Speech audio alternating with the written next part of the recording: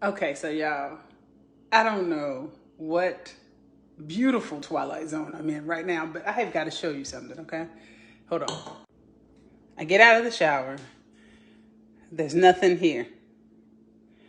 And the son has cooked. He made taco meat.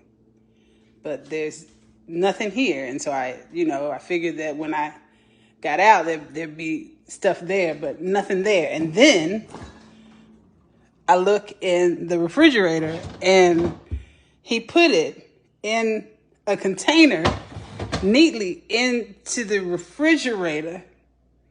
And then he's quietly in his room, and I'm a little, I don't know what I should be thinking right now.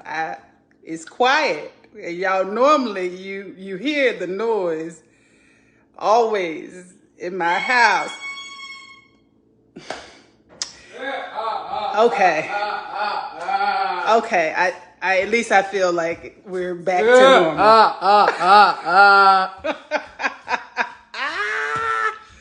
But he made dinner, yo. He cleaned the fuck up. Makes this so much sweeter.